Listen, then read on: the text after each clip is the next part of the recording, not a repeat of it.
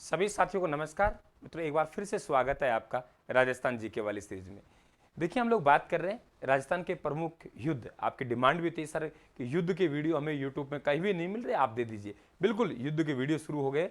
स्वागत है आपका। जो साथी नए हैं हमारे चैनल पे, बिल्कुल चैनल को सब्सक्राइब करें और घंटी वाला निशान जरूर दबा देना ताकि नोटिफिकेशन आप तक पहुंच जाए। साथियों, आइए, स्वागत है। देखिए, हम लोग बात करें आप लोगों के प्रमुख युद्ध। मैंने छोटे से लेकर बड़ा तक युद्ध लिया है साथियों, 2-3 पार्ट में आप तक पहुंचेगा ये। सबसे पहले हम लोग बात करें भूताला का युद्ध। देखिए, भूताला का युद्ध है, ये युद्ध जैत्र सिंह, गुहिल वंश के रावल शाखा के राजा है जैत्र सिंह, मेवाड़ के जैत्र सिंह, वह इल्तुतमिश के मध्य हुआ। इल्तुतमिश के मध्य हुआ, तो ये ध्यान रखें आप लोग। और इसमें जो विजय हुई वे विजय जैत्र सिंह की हुई। मालूम होना चाहिए, बालक और मदन सेनापति थे। तो भूताला का युद्ध क्लियर हुआ, 1227 में हुआ। मेवाड़ के शासक जैत्र सिंह और इल्तुतमिश के मध्य हुआ। ये मेवाड़ से संबंधित है, ध्यान रखना आप लोग। मेवाड़ से संबंधित युद्ध है और क्रमबद्ध तरीके से है।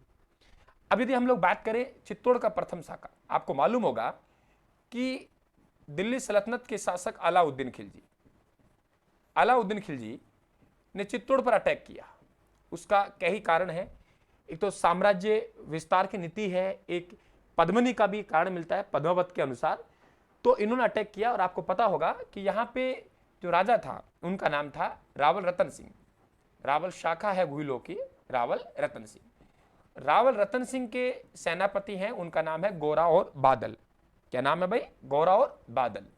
गोरा और बादल, गोरा और बादल। यहां युद्ध नहीं कहें हम लोग, इसे शाखा कहेंगे। ये चित्तौड़ का पहला शाखा है जिसमें गोरा और बादल रतन सिंह के नेतृत्व में क्या होता है, ध्यान रखना आप लोग, केसरिया होगा।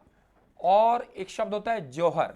तो यहां पे जौहर किया वे रानी पद्मनी, पद्मनी है और एक पत्नी और है, उनका नाम है नागमती।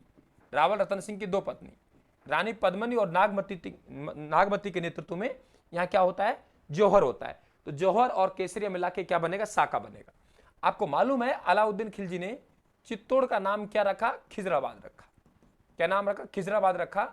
और अपने पुत्र खिजरा खां को सौंप के चला गया। यह चित्तौड़ का पहला शाखा है, ध्यान रखें आप लोग।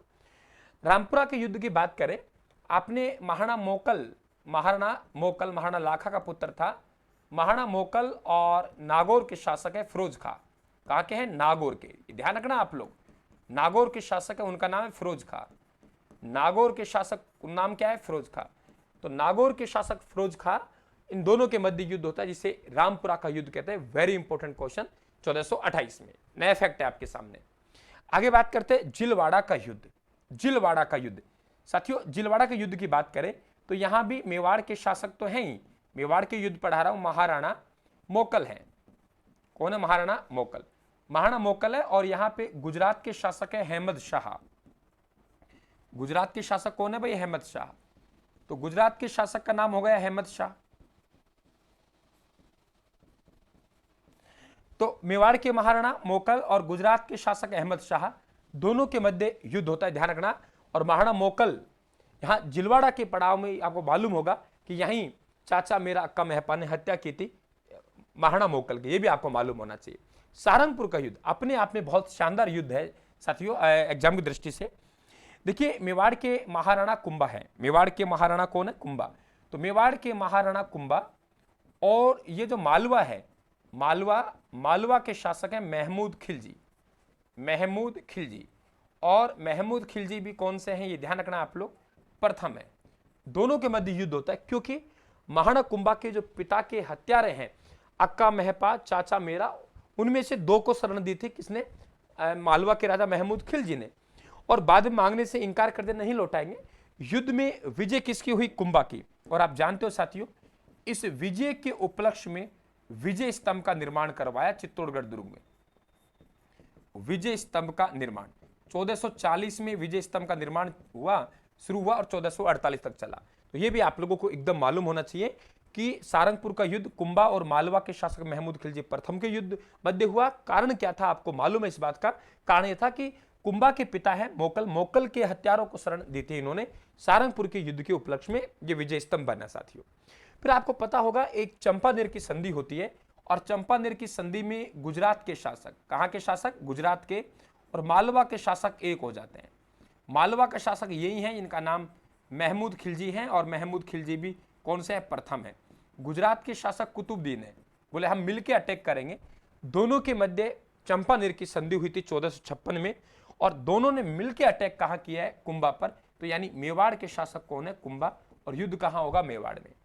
दोनों के मध्य हुआ, बदनौर भीलवाड़ा में पड़ता है, तो ये युद्ध कहाँ हुआ, भीलवाड़ा में हुआ 1457 में। और इस युद्ध में विजय किसकी हुई, कुंभा की। और आपको मालूम होना चाहिए इस युद्ध के विजय के उपलक्ष्य में इन्होंने बदनौर भीलवाड़ा में एक माता का मंदिर बनवाया, और वे माता का मंदिर कौन सा है, कुशाला माता का मंदिर।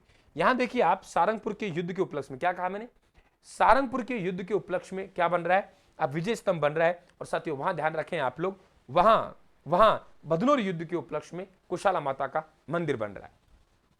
दाड़िमपुर का युद्ध, आपको पता है साथियों, कुंभा की हत्या उदा ने की थी। महाराणा कुंभा की हत्या उदा ने की, और उदा का भाई कौन था, रायमल।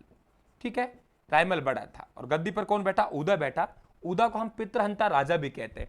दोनों के मध्य युद्ध हुआ, जिसमें विजय किसकी हुई, रायमल की।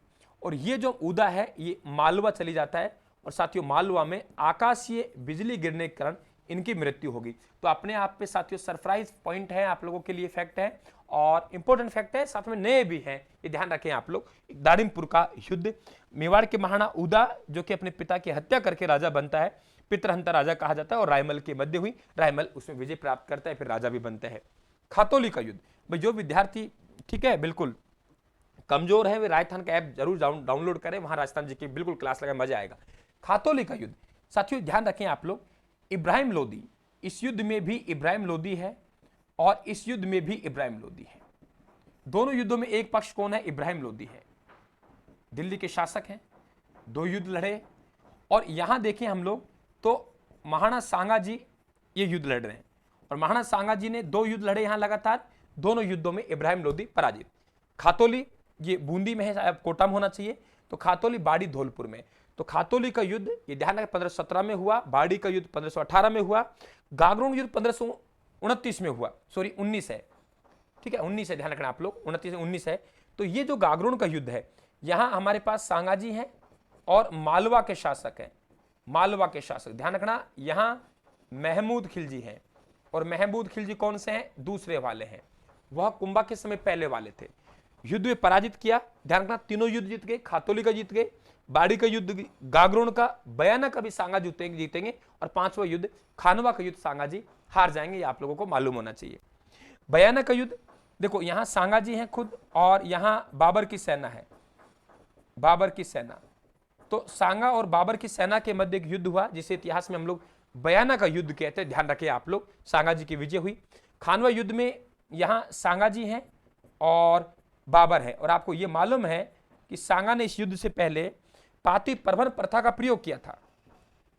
पाती प्रबंध प्रथा, आइए हमारे साथ युद्ध लड़ेंगे, हम लोग युद्ध में एक साथ जुट होंगे और विदेशी शक्ति को एक साथ भगाएंगे, उस प्रथा को कहते हैं पाती प्रबंध प्रथा। तो पाती प्रबंध प्रथा के तहत खानवा के युद्ध में विभिन्न राजा और रावों ने भाग लिया था, विभिन्न राजा और रावों ने भाग लिया था, लेकिन सांगा जी इस युद्ध में हार गए। और ध्यान रखना इस चीज को, क्योंकि वहां पे बाबर ने कूटनीति से काम लिया, और एक पद्धति आपने सुना होगा, तुलुगमा पद्धति, दाएं से बाएं से सामने से पीछे से आक्रमण करना, तुलुगमा पद्धति। और यहीं पहली बार तोपों का प्रयोग भी हुआ था। हम इन चीजों से साथियों अनभिज्ञ थे, हमारे सैनिक ये मालूम होना चाहिए। खानवा के युद्ध में सांगा जी पराजित होते हैं, 80 घाव आते हैं, सैनिकों का भगना अवशेष कहते हैं, और इनका जो इलाज करवाया गया था, लाया गया था बसुआ में, दौसा में पड़ता है, तो चबूतरा इनका बसुआ में है, छतरी मांडलगढ़ भीलवाड़ा में है, ये भी आपको पता होना चाहिए। वेरी इंपॉर्टेंट फैक्ट है साथियों। इस तरीके से फिर आगे फिर हम युद्धों की कंटिन्यू बात करेंगे, ये 2-3 पार्टों में आप तक पहुंचेंगे साथियों। लगातार सीरीज में बना रहना आप लोग, और ये वो इंपॉर्टेंट फैक्ट है, यहाँ आप लोगों को साथियों मजा आएगा, और आप लोगों को छटनी करके पढ़ाए जा रहे हैं। और आपको पता है युद्ध हैं, संधियां हैं, घटनाएं हैं, पुस्तक हैं, वहीं से सवाल बनते हैं। तो बिल्कुल आप हमारे साथ जरूर जुड़े। आप नए हैं हमारे चैनल पर, चैनल को सब्सक्राइब करके राजस्थान परिवार का हिस्सा बने साथियों। आप सभी को एक बार पुनः साथियों मेरी तरफ से राम राम, धन्यवाद।